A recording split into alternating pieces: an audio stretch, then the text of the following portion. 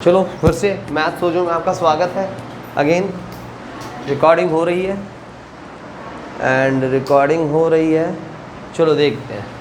तो अब देख लिया होगा शायद मेरा इंट्रोडक्शन 4.1 का, वो अलग बात है, बहुत सारे बच्चों ने देखा नहीं देखा है तो जाके फिर से देखें। तो इस क्वेश्चन को समझ वैसे भी आ जाएगा, इसका कोई लेना देना नहीं है पिछली वीडियो से, पर फिर भी अगर इंट्रोडक्शन देखते हो तो ज़्यादा समझ आएगा। आप लोगों ने शायद समझ रखा तो आप लोगों को ज़रूरत नहीं है, मगर जो मुझे YouTube पे देख रहे हैं वो ज़रूर देखें। तो एक नोटबुक की कीमत एक कलम की कीमत से 2 गुनी है। तो क्वेश्चन है the cost of a notebook is twice the cost of pen. मतलब आप दुकान पे गए, आपने शायद पेन भी ख़रीदा होगा या नोटबुक भी ख़रीदा होगा, तो आपने ध्यान दिया, जल्दी आओ बेटा जल्दी आओ, आपने ध्यान दिया होगा कि जो नोटबुक की कीमत है कलम से दुगनी है। तो मान लेते हैं आपने एक कलम खरीदी 5 रुपये की, तो नोटबुक कितने की होगी? अगर आप एक कलम मतलब पेन खरीदते हैं, क्या खरीदते हैं? पेन खरीदते हैं 5 रुपये का, ठीक है। तो नोटबुक जो होगी वो कितने की होगी बच्चे? नोटबुक जो होगी 10 रुपये की होगी, मतलब दुगनी है ना, 5 गुना 2 10 रुपये की होगी। तो इसमें क्वेश्चन में बस यही क्या है कि हमें ये समझना है कि the cost of notebook is twice the cost of pen. जो नोटबुक है पेन से उसकी कीमत दुगनी है, नोटबुक है पेन से उसकी कीमत दुगनी है, मतलब कि एक नोटबुक की कीमत एक कलम की कीमत से दुगनी है ना। तो इसे 2 तरीके से कर सकते हैं, मगर इसने क्या बोला है, इस कथन के लिए 2 चर वाला रैखिक समीकरण बनाना है। अच्छा 9th क्लास में हमने 1 चर वाला रैखिक समीकरण मतलब बनाया था, मतलब write a linear equation in 2 variable to represent this statement. तो हमें 2 चर वाला रैखिक समीकरण बनाना है। अगर 1 चर वाला बनाना होता तो जैसे कलम की कीमत कितनी थी 5 रुपये, और गलती से कलम की कीमत अगर 10 रुपये होती तो नोटबुक की कीमत कितनी हो जाती? 10 गुना 2 है ना, 20 हो जाती। अगर कलम की कीमत 20 रुपये हो जाती तो नोटबुक की कीमत 20 गुना 2 40। मगर अगर कलम की कीमत x रुपये हो जाती तो नोटबुक की क्या हो जाती? 2 गुना x, 2x होता ना। पर ये तो खाली जो इक्वेशन बनेगी कितने वेरिएबल में बनेगी? 1 चर में बनेगी। हमें कितने चर में बनानी है? 2 चर में। हमें x भी चाहिए तो y भी चाहिए। यहाँ ये समझना ज़्यादा ज़रूरी है। तो समझते हैं, हम कलम की कीमत को क्या मान लेते हैं? x मान लेते हैं। कल जैसे आलू और टमाटर को उदाहरण लिया था, इंट्रोडक्शन में लिया था ना, एक इंट्रोडक्शन में। तो यहाँ पर एक कलम है और नोटबुक है, वहाँ आलू और टमाटर था, एक बार देख लेना, पोटैटो टमाटो। तो हम नोटबुक की कीमत को क्या मान लें? x मान लें। तो लेट हो जाते हो बेटा। Let be the cost of notebook माना है, let be the cost of notebook माना कि नोट बुक की कीमत क्या मान ली जाए? नोटबुक की कीमत। तो कलम की कीमत क्या मानेंगे? y। तो लिखेंगे let be the cost of pen. अब पेन भी लिख सकते हैं और नोटबुक भी लिख सकते हैं, ठीक है। तो इसमें लिखा भी है एक नोटबुक पेन है ना। तो माना कि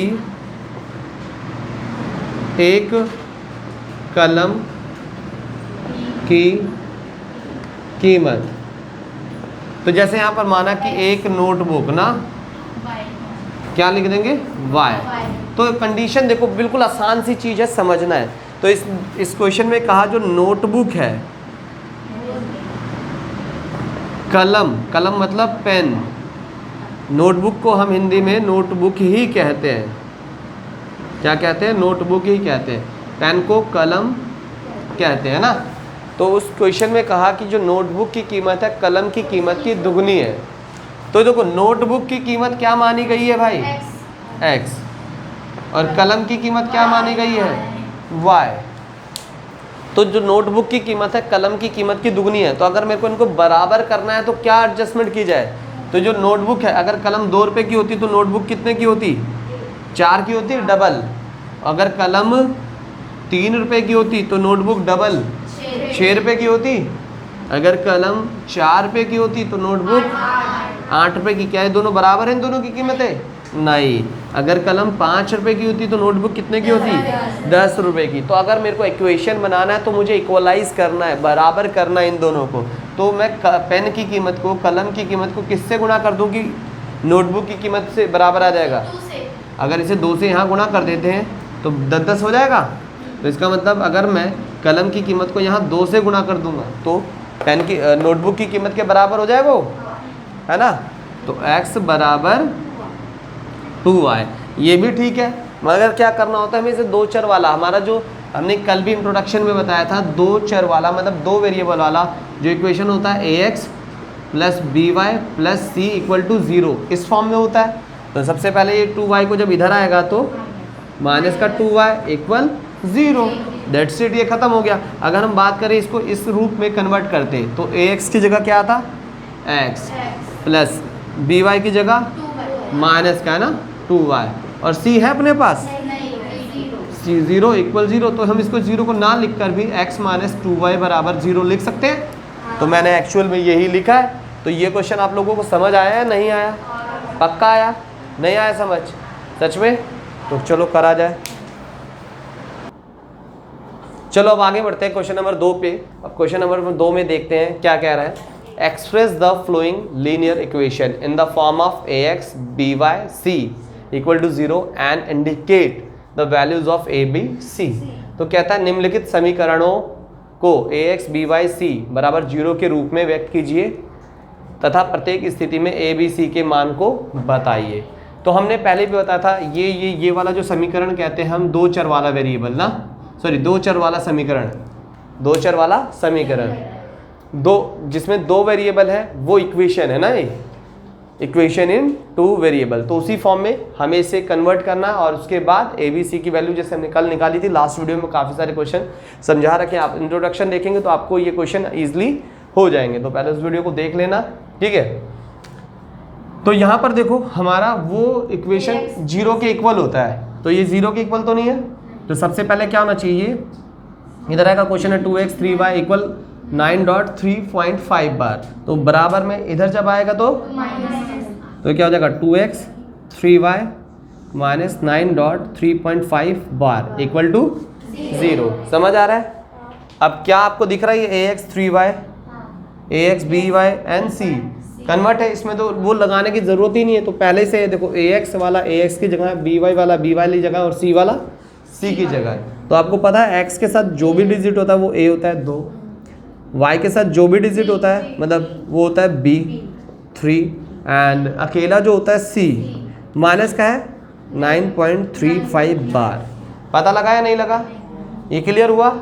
इसी तरीके से देखो ये तो पहले से ही कन्वर्ट है, ये देखो ax by और c, ax by और c है ना, और y के साथ कुछ नहीं है तो एक इक्वल में 0 भी है, इसे तो कन्वर्ट करने की भी ज़रूरत नहीं है ना।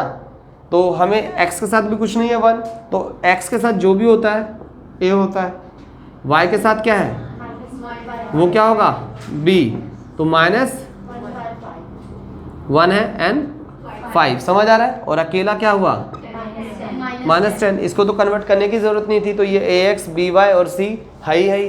अब इसमें देखो ये थोड़ा सा 0 के इक्वल नहीं है तो इसको 0 से इधर लाएंगे ना, तो minus 2x plus 3y plus का 6 जब इधर आएगा तो माइनस का 6। पता लग रहा है?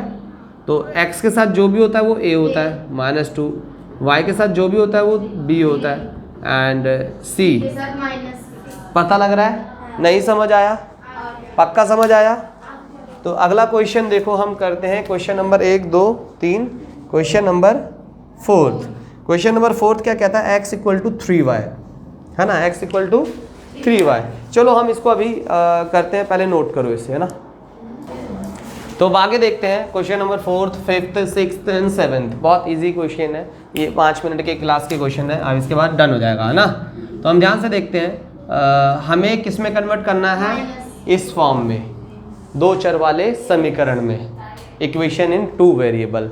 तो सबसे पहले इसको इधर लाएं, माइनस होगा तो x माइनस 3y इक्वल 0। तो ये क्या वैसा दिख रहा है? नहीं, इसको ऐसा बनाने के लिए इसके सामने की इक्वेशन लिखें ax by plus c equal 0। ax वाला भाई साहब है x है, by वाला है माइनस 3y है, प्लस c वाला है नहीं है तो 0 है ना। तो x के साथ कुछ नहीं है तो 1 है, तो a कितना हो जाएगा 1, और y के साथ जो है b होता है -3, और अकेला जो होता है 0। नहीं आया समझ? क्लियर हुआ? नहीं आया? चलो ठीक है, अभी उठा लेता हूँ, ये क्वेश्चंस खत्म करते हैं फिर उठा दो। तो इधर आएगा तो ये 2x माइनस का हो जाएगा प्लस का 5/=0, तो उस फॉर्म में तो है नहीं है, तो क्या होगा ax plus by plus c = 0, क्योंकि हमें इसी फॉर्म में कन्वर्ट करना है। तो ax की जगह क्या है अपने पास 2x, by की जगह 5y, c नहीं है ना तो इक्वल 0 चल ही रहा है, तो x के साथ जो भी होता है वो a, और b क्या होगा y के साथ वाला 5 और c 0। नहीं समझ आ रहा? अब अगेन ये तो 0 के इक्वल ही है, तो क्या होना चाहिए for equation ax plus by plus c = 0। ax वाला है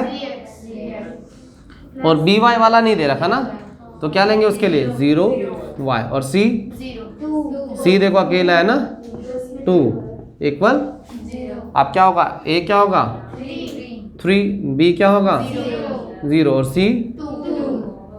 नहीं समझ आया? पक्का? अब अगेन ये भी = 0 है, किस इक्वेशन में कन्वर्ट करना है? इस इक्वेशन में कन्वर्ट करना है, तो सिंपल पुट करते हैं ax plus by plus c = 0। ax वाला भाई साहब है इसमें नहीं है भाई, तो क्या होगा 0x, और by वाला y है, और c वाला -2 = 0। हो गया कन्वर्ट। अब y के साथ कुछ नहीं है तो 1 तो होगा, तो a क्या हो जाएगा 0, b 1 और c। समझ आया नहीं? अब एक क्वेश्चन बेटा आप लोगों के लिए छोड़ दिया, कर लेना, नहीं करोगे तो कोई फर्क नहीं पड़ता, करना है तो करना, तुम्हारी मर्जी है, तुम्हें प्रैक्टिस करनी है, ठीक है। बाकी मेरे चैनल को सब्सक्राइब जरूर कर लेना, नहीं तो